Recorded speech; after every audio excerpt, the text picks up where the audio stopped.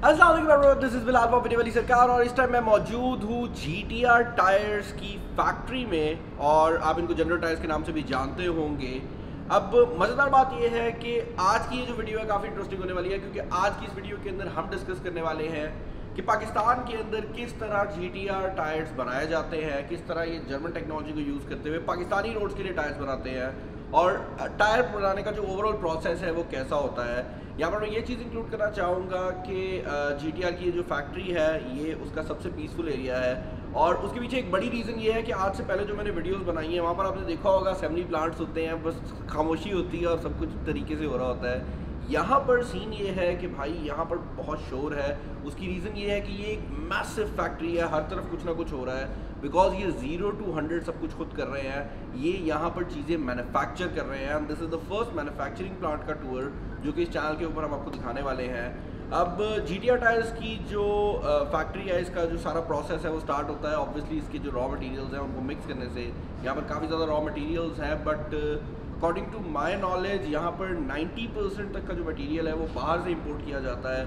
उसकी रीज़न ये है कि एक तो इम्पोर्टेड मटेरियल की क्वालिटी बेहतर होती है और दूसरा क्योंकि हम टायर्स की बात कर रहे हैं तो टायर्स में जो है वो मटेरियल सबसे ज़्यादा यूज़ होता है वो रबर होता है और रबर जो होता है वो पाकिस्तान रबर प्रोड्यूसिंग कंट्री नहीं है तो बाहर से इंपोर्ट करना पड़ता है। लेकिन मैन्युफैक्चरिंग का जो प्रोसेस है वो मुकम्मल तौर पर इसी फैक्ट्री के अंदर हो रहा होता है और सबसे पहला काम ये होता है कि उन मटेरियल्स को, उन चीज़ों को मिलाकर एक कंपाउंड क्रिएट किया जाता है और टायर्स में उस मटेरियल की या उन चीज़ों की जो रेशियो है वो बहुत मैटर करती है। तो कोई भी कंपनी जो टायर बना रही है वो किस रेशियो में उन मटेरियल्स को मिक्स कर रही है उसकी बेस पर ही जो क्वालिटी है वो भी आ रही होती है और उसकी बेस पर ही डिफरेंट जो चीज़ें हैं, जो एस्पेक्ट्स हैं टायर्स के, वो भी चल रहे होते हैं। अब यहाँ पर इम्पॉर्टेंट बात यह है कि GTR क्योंकि एक पाकिस्तानी कंपनी है तो दे नो पाकिस्तानी रोड्स और ये जो पूरा कंपाउंड बनाते हैं ये पाकिस्तानी रोड्स के हिसाब से ही बनाते हैं। तो पहला प्रोसेस तो ये हो गया कि कंपाउंड जो है उसको बनाने के लिए चीज़ों को मिक्स किया जाता है और दूसरे प्रोसेस के अंदर इस कंपाउंड को शीट्स की फॉर्म में लेकर आया जाता है,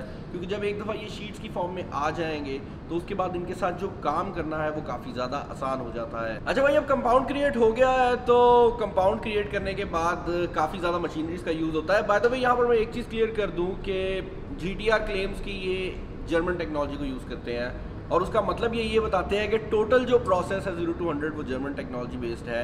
ऑन दी अदर साइड अगर आप बात करते हैं जर्मन टेक्नोलॉजी के लेबल की तो कोई भी लगा सकता है ना, like you import one machinery जो कि जर्मन टेक्नोलॉजी बेस्ड है और उसके बाद आप लिख सकते हैं कि जी हमारे पास जर्मन टेक्नोलॉजी है, बट इनका जो ओवरऑल प्रोसेस है वो उसी तरह चल रहा होता है, जिसकी वजह से आप आगे वीडियो में भी देखेंगे कि काफ़ी चीज़ें जो है वो काफ़ी ज़्यादा ऑटोमेटेड हैं। जबकि नॉर्मली प्लांट्स के अंदर पाकिस्तान में क्योंकि चीप लेबर है तो कंसिडर किया जाता है कि वही पुराने तरीके जो है वो लेकर चले जाएं, लेकिन यहाँ पर काफ़ी ज़्यादा जो चीज़ें हैं उनको ऑटोमेटिक बनाया गया है और सब चीज़ें जो है वो इवन टेस्टिंग के अंदर भी ऑटोमेटिक ही चल रही होती हैं। अब जो कंपाउंड हमने पहले बनाया था ना भाई, उस कंपाउंड की जो शीट्स हैं उनके साथ नायलॉन को यूज़ किया जाता है और नायलॉन उसको बेसिकली एक स्ट्रेंथ भी देती है और ओवरऑल उसका जो स्ट्रक्चर है उसको भी बेहतर बनाती है। इसको नायलॉन की क्लैडरिंग भी कहा जाता है और इसके थ्रू ओवरऑल जो प्रोसेस है वो काफ़ी ज़्यादा स्ट्रीमलाइन हो जाता है। अब बेसिकली नायलॉन की जो क्लैडरिंग है वो जब हो जाती है तो बेसिकली हमारे पास एक टायर का हिस्सा है जो इस टाइम मेरे हाथ में मौजूद है, तो वो इस एरिया में मौजूद रहती है टायर के, ये उसके ऊपर से काटा गया है। और अगर आप बात करते हैं बेस की तो ये जो पूरा एरिया है और इवन जो साइड्स हैं वो एक्सट्रूजन के प्रोसेस के थ्रू बनाई जाती हैं और आप देख रहे हैं इस सारे प्रोसेस के अंदर ये दोनों चीज़ें जो हैं अभी के लिए बिल्कुल सेपरेट बनाई जा रही होती हैं। और उसके अलावा अब जो पहले हमने नायलॉन की क्लैंडरिंग करवाई थी इस मटेरियल के ऊपर, उसको और ज़्यादा स्ट्रेंथ देने के लिए उसके अंदर स्टील वायर्स की क्लैंडरिंग की जाती है। अब ये जो स्टील वायर्स की क्लैंडरिंग है ये बहुत ज़्यादा इंपॉर्टेंट हो जाती है। उसकी रीज़न ये है कि टायर्स पर बहुत ज़्यादा लोड पड़ता है और जब लोड पड़ता है तो ऑब्वियसली उसको अपनी जो शेप है वो मेंटेन करनी पड़ती है।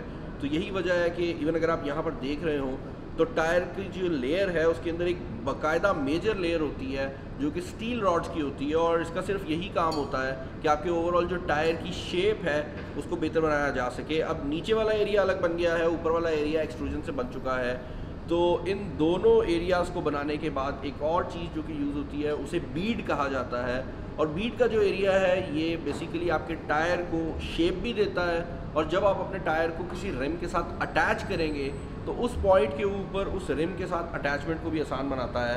यहाँ पर पीछे टायर पड़ा ही हुआ तो मैं दिखा भी देता हूँ। ये जो एरिया है ये बीड का एरिया कहलाता है और ये रिम के साथ इसको अटैच करने में आसानी प्रोवाइड करता है। इस बीड के अंदर भी मेटल का यूज़ किया जाता है अगेन, क्योंकि ये ज़रा हार्ड रखना होता है ताकि ये शेप मेंटेन करे, तो इसके अंदर भी मेटल का यूज़ किया जाता है। और उसके बाद ये जितना भी प्रोसेस है कंप्लीट होने के बाद इन चीज़ों को आपस में जोड़ने का प्रोसेस स्टार्ट होता है। अब जब ये सारी चीज़ें बन जाती हैं तो इनको आपस में जोड़ दिया जाता है और उस टायर को, वो रॉ टायर होता है बाय द वे, उसे ग्रीन टायर कहा जाता है। और ग्रीन टायर जब रेडी हो जाता है तो आप ऐसे समझ सकते हैं कि ये ऑलमोस्ट रेडी टायर होता है, सब कुछ लग गया है, सब कुछ ओके हो गया है। उसके बाद इसको गर्म करके जो मटेरियल्स हैं उनको फाइनल फॉर्म में लेकर आने का जो प्रोसेस है वो क्योरिंग कहलाता है। और क्योरिंग का process, let me tell you, इतना गर्म एरिया होता है ना भाई, मतलब वहाँ पे हम लोग गए तो इवन जो कैमरा था ना वो गर्म फील हो रहा था। लेकिन उस प्रोसेस को करने के लिए उस तरह की इन्वायरमेंट ज़रूरी होती है और उसके बाद आपको ये फाइनल फॉर्म जो है देखने को मिलती है। ये जो इस टाइम मेरे पास हाथ में मौजूद है टायर का हिस्सा, ये फुली क्योर टायर है और ये वो प्रोसेस है जिसके थ्रू आपकी प्रोडक्शन होती है। उसके बाद आ जाता है टाइम आपकी टेस्टिंग और क्वालिटी चेक का। अब टेस्टिंग दो टाइप्स की हैं, एक तो वो टेस्टिंग है जो मटेरियल के ऊपर हो रही है, कोई भी नया रॉ मटेरियल आया है, कुछ भी आया तो उसके ऊपर टेस्टिंग हो रही है, जो कि इस लैब के अंदर जनरली हो रही होती है। इसके अंदर डिफरेंट प्रोसेसेस होते हैं जिनको यूज़ करते हुए वो डिफरेंट टेस्ट कर रहे होते हैं। कार्बन का लेवल चेक किया जा रहा होता है, ओवरऑल वेट वगैरह चेक किए जा रहे होते हैं और इन टेस्ट के थ्रू आप बेसिकली जो मटेरियल है उसकी क्वालिटी को जज कर रहे होते हैं। ऑन द अदर साइड एक और टाइप के जो टेस्ट की लिस्ट है वो होते हैं क्वालिटी चेक के टेस्ट। ये ऐसे टेस्ट हैं जो कि ऑनलाइन हो रहे होते हैं, यानी कि पूरी जो लाइन चल रही है उसके दौरान हर एक फेज़ के अंदर कोई ना कोई टेस्ट हो रहा होता है। तो फॉर एग्जांपल जो पहले हमने कंपाउंड बनाया था, कंपाउंड जब क्रिएट होता है तो उससे थोड़ा सा हिस्सा काट लिया जाता है और उसके बाद उसके ऊपर टेस्ट रन किए जा रहे होते हैं। उसके बाद जब उसके साथ नायलॉन को लगाया जाता है तो अगेन उसकी टेस्टिंग हो रही होती है। उसके बाद जब ये एक्सट्रूजन का प्रोसेस कंप्लीट होता है तो इसकी टेस्टिंग होती है और उसके बाद जब क्योरिंग मुकम्मल हो जाती है और टायर आपका क्रिएट हो जाता है तो उसके बाद उस टायर की यूनिफॉर्मिटी चेक होती है कि वो सही गोलाई में हो, पूरा यूनिफॉर्म हो। क्योंकि आपको ये बात समझनी पड़ेगी कि अगर टायर की शेप थोड़ी सी भी ख़राब होती है ना तो वो ओवरऑल आपकी गाड़ी के जो चलाने का एक्सपीरियंस है उसको भी ख़राब कर सकती है एंड पोटेंशियली आपके लिए नुकसानदेह भी हो सकती है।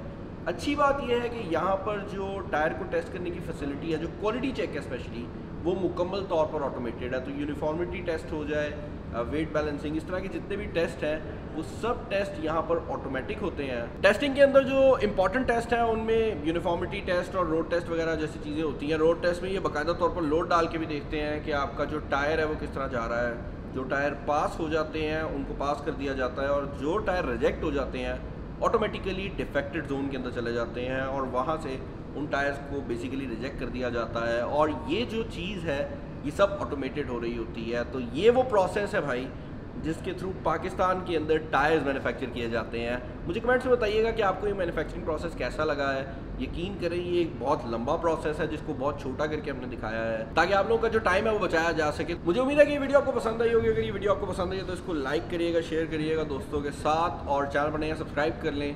किसी नेक्स्ट वीडियो में मुलाकात होगी। This is Bilal signing off. अल्लाह हाफ़िज़।